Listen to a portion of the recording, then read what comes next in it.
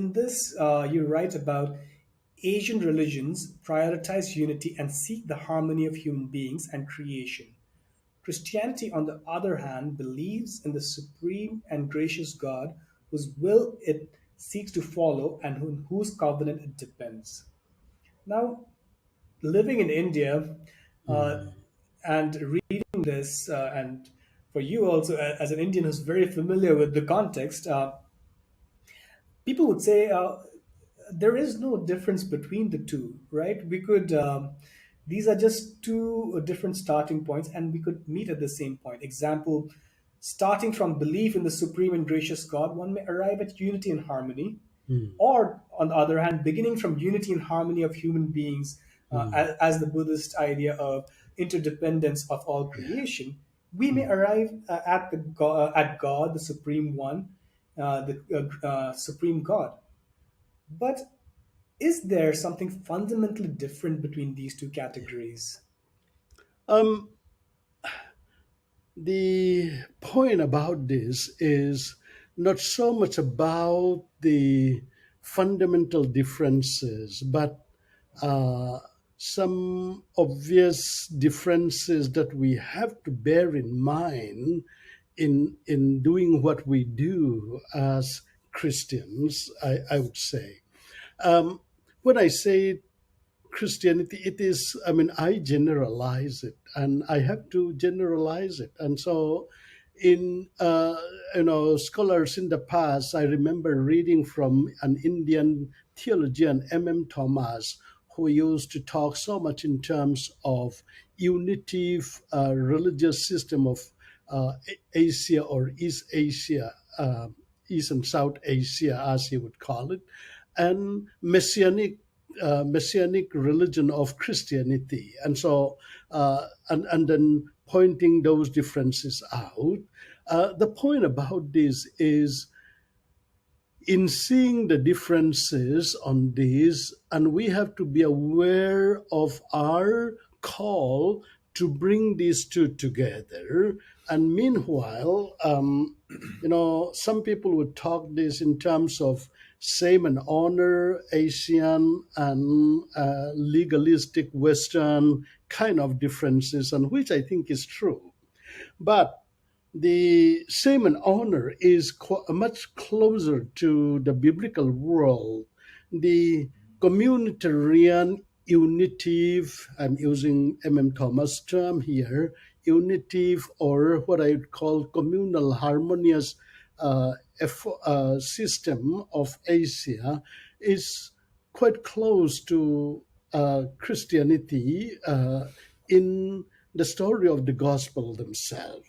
However, here what we have to recognize is in the messianic kind of religion like Christianity, and the the God who is so different from the human, and who in some way is apart from the human, and whose holiness is incomparable from the human viewpoint, and that difference, and then the work of that God to us in sending the Messiah, the which uh, that difference has to be taken into consideration.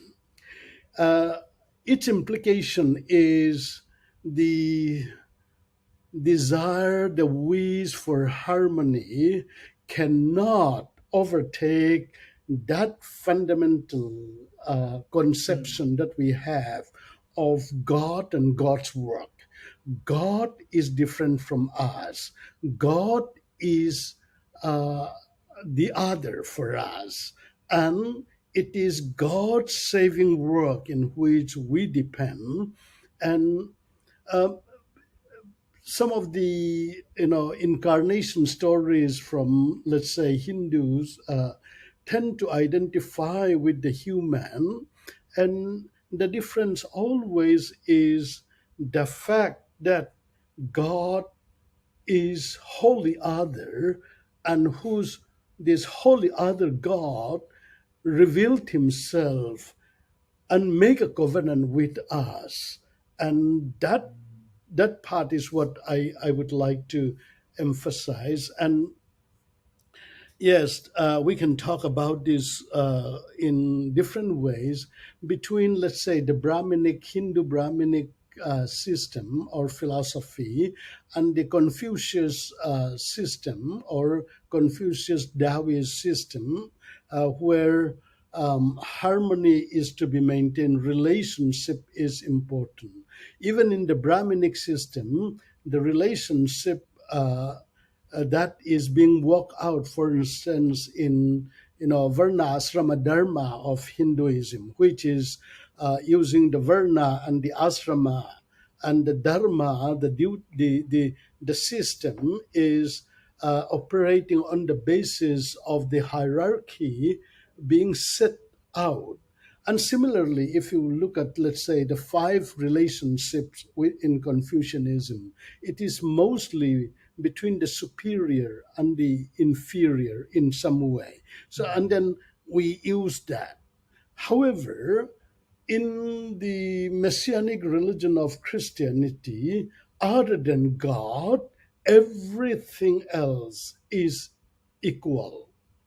Or and so that orientation, the difference in the orientation has to be considered when we try to bring together the communal oriented Asian mentality and Asian way with this messianic system of Christianity. And so those two are I mean, I'm not saying that they are incompatible, but they are different, and that it is the responsibility and the call of theologians and church leaders of Asia to bring those two together, and perhaps in some way we may also have to live in tension and relate them dialectically as needed. Yeah, that's the point I think on this. Yeah, That's really helpful, that you hold the tension between similarity and difference yeah, together and not let go of either of them, because we yeah, have a tendency to lean and go completely towards assimilation or completely towards yes, differentiation and yes. abstraction. So this is very helpful.